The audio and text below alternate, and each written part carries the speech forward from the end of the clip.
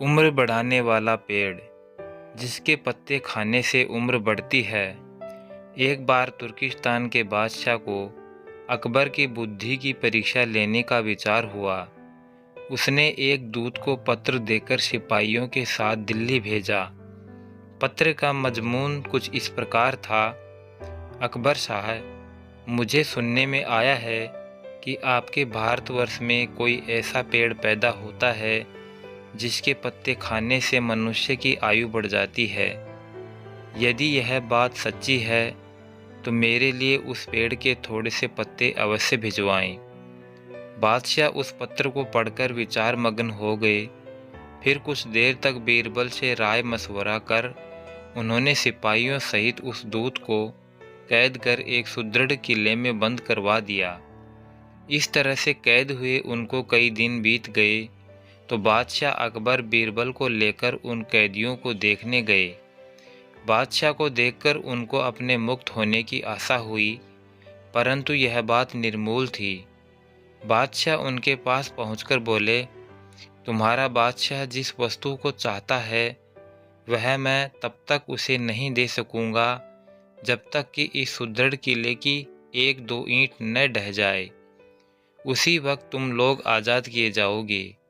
खाने पीने की तुम्हें कोई तकलीफ नहीं होगी। मैं उसका यथाचित प्रबंध कर दिया हूँ।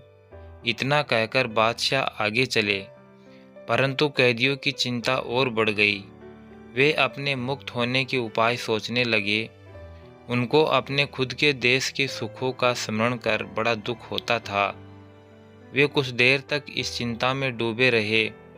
अंत में वे ईश्वर की वंदना करने लगे और कहने लगे, हे भगवान, क्या हम इस बंधन से मुक्त नहीं किए जाएंगे? क्या हमारा जन्म इस किले में बंद रहकर कष्ट भोगने के लिए हुआ है? आप तो दीनानाथ हैं। अपना नाम याद कर हम असहायों की भी सुध लीजिए। इस प्रकार वे नित्य प्रार्थना करने लगे। अंत में उनकी प्रार्थना का असर हुआ। ईश्वर की कृपा हुई। एक दिन बड़े जोरों का भूकंप आया और किले का कुछ भाग भूकंप के कारण धराशायी हो गया। सामने का पर्वत भी टूटकर चकनाचूर हो गया। इस घटना के बाद दूत ने बादशाह के पास किला टूटने की सूचना भेजी।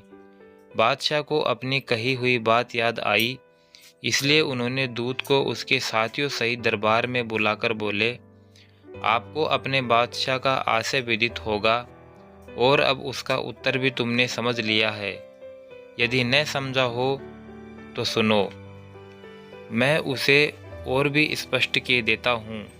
देखो, तुम लोग गणना में केवल 100 हो और तुम्हारी आह से ऐसा सुदृढ़ किला ढह गया। फिर जहाँ हजारों मनुष्यों पर अत्याचार हो रहा हो, वहाँ के बादशाह की आयु कैसे बढ़ेगी? उसकी तो आयु घटती ही चली जाएगी और लोगों की आह से उसका शीघ्र ही पतन हो जाएगा। हमारे राज्य में अत्याचार नहीं होता। गरीब प्रजा पर अत्याचार न करना और भली भांति पोषण करना ही आयुर्वर्धक वृक्ष है। बाकी सारी बातें झूठ। इस प्रकार समझा बुझाकर बादशाह ने उस दूत को उसके साथियों सहित स्वदेश लौट जाने की आज्ञा दी और उनका राह खर्च भी दिया। उन्होंने तुर्किस्तान में पहुंचकर यहाँ की सारी बातें अपने बादशाह को समझाई। अकबर की शिक्षा लेकर बादशाह दरबारियों सहित उनकी बहुत प्रशंसा करने लगा। तो दोस्तों, वीडियो अच्छा लगा हो तो एक प्यारा सा लाइक करें और चैनल को सब्सक्राइब कर बेल आइकन ज़रूर प्रेस कर लें, ताकि आने वाले नए वीडियो की नोटिफिकेशन आप तक सबसे पहले पहुंच जाए। वीडियो को अंत तक देखने के लिए आपका दिल से बहुत बहुत धन्यवाद। जय श्री श्याम।